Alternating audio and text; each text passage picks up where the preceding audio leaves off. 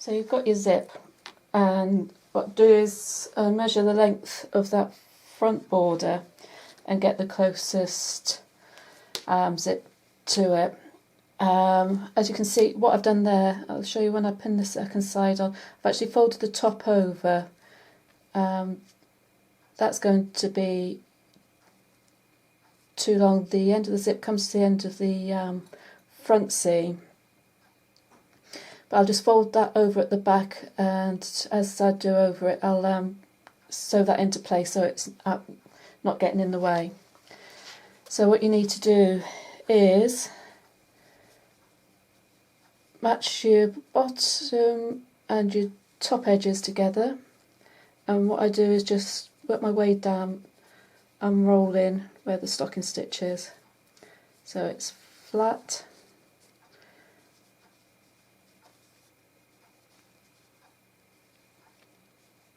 And doing this way, you're not going to be stretching it out of shape.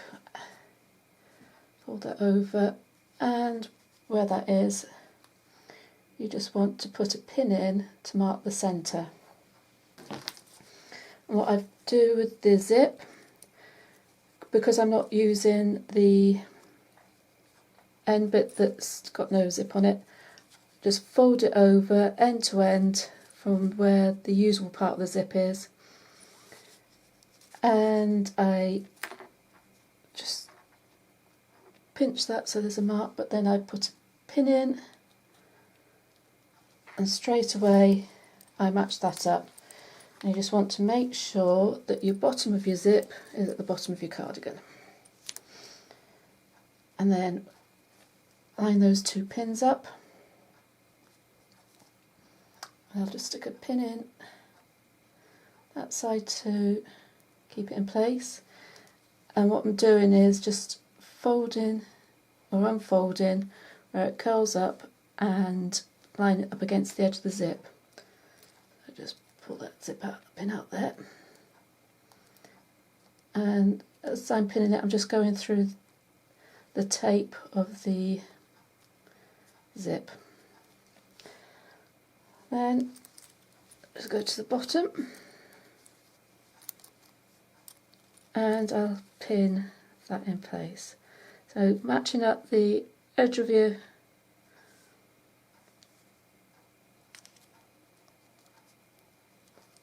knitting to the edge of the teeth.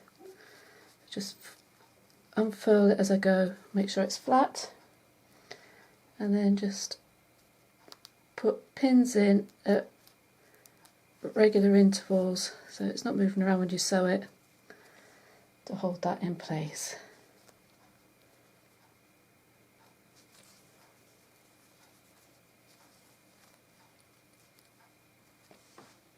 Just sit down.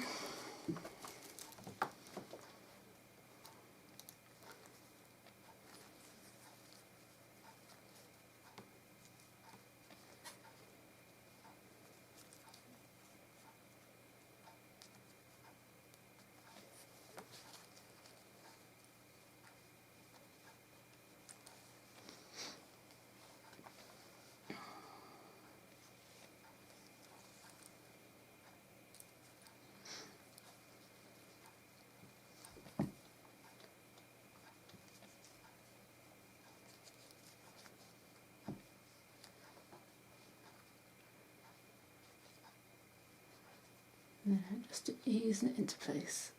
Right. Just repin that.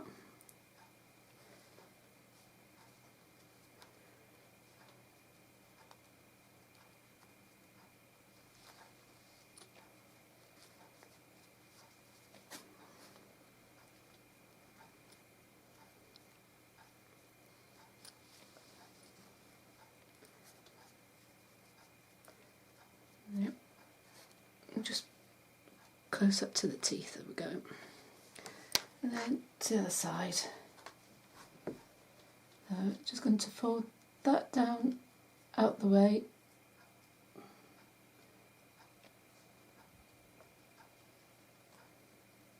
And then just put a pin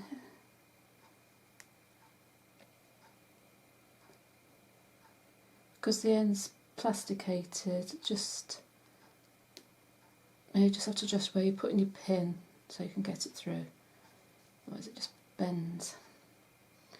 And then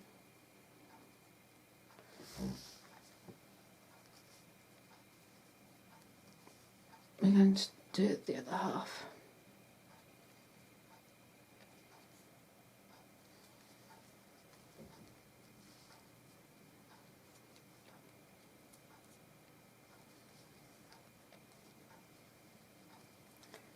Right, I'm going to be sewing it on the machine, so I'll show you that way.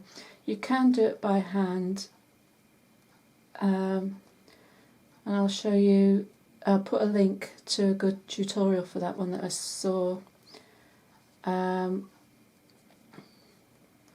Basically this is just the same principle.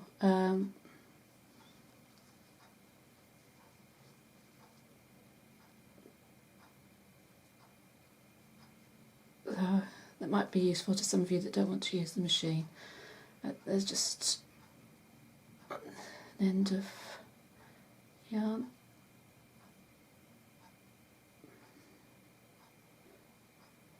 Fold up and down.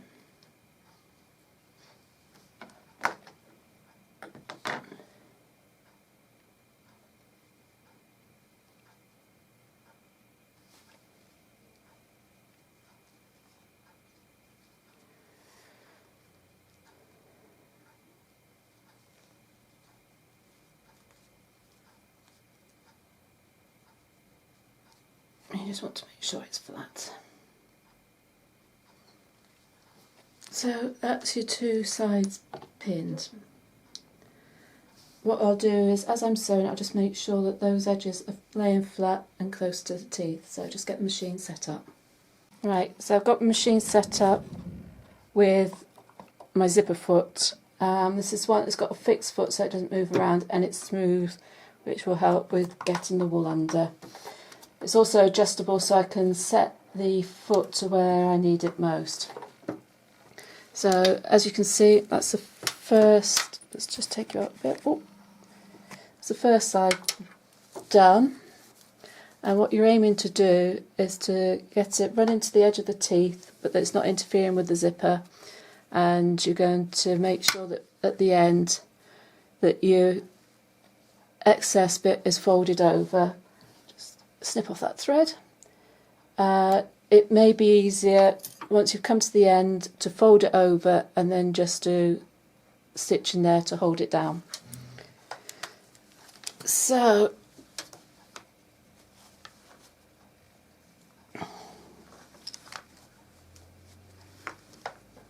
this one is the other side. So take that first pin out so it's out of the way. Fold that over,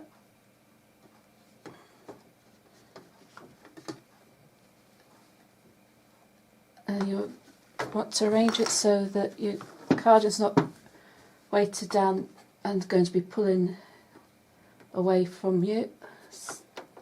Slide underneath the foot. I'm just going to line that up with the edge. Oops. I'm going to just move that slightly down a bit, and then I'm going to reverse stitch so that it's secure, and just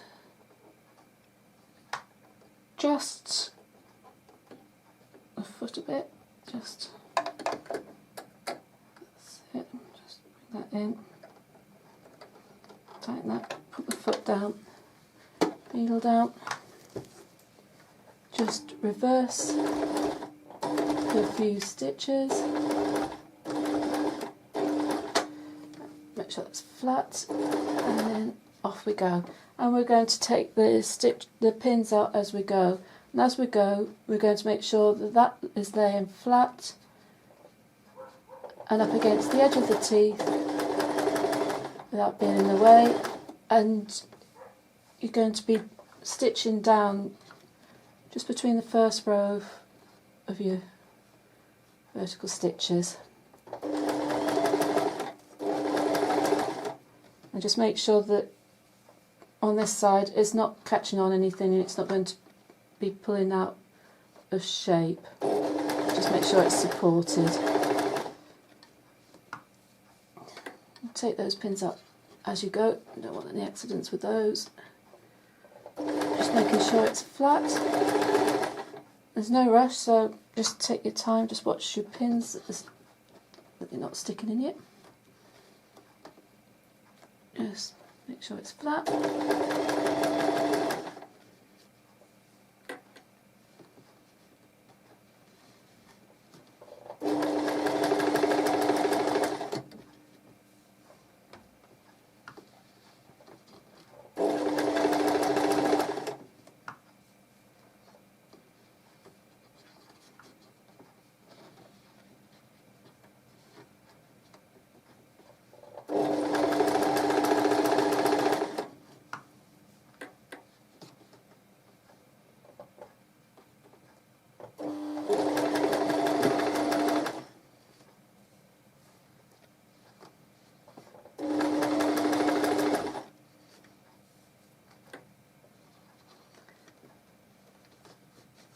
And by having it pinned regularly, you're not going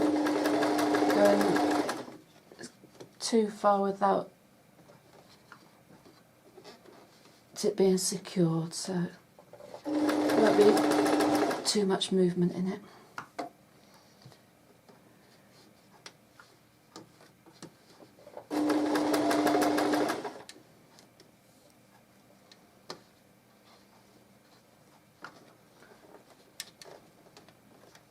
Make sure it's not rolled over.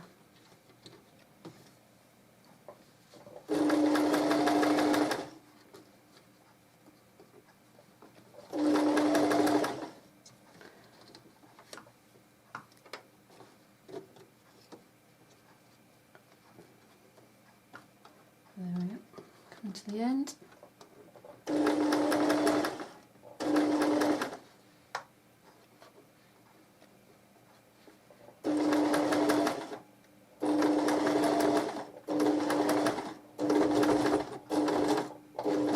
Come to the bottom, do a few reverse stitches so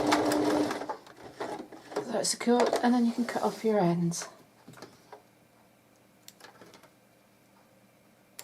And then what we're just going to do, cut those ends off the back at the top, just make sure that's secured, and I should probably just add in a few securing stitches. The stitches that you do are going to fall into the in between the stitches of your knitting, so they're not going to be visible. So just to make sure that that's secure, it's not going to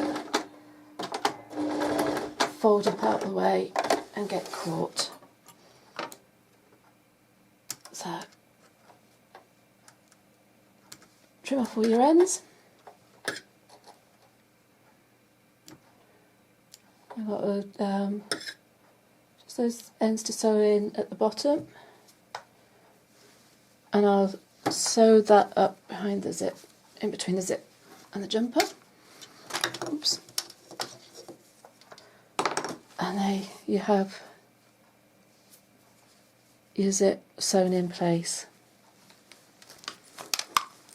I'll get photos done and put that on so you can see it in place, and hopefully it'll give you the confidence to have a go. Let's just get that lined up, and there we go.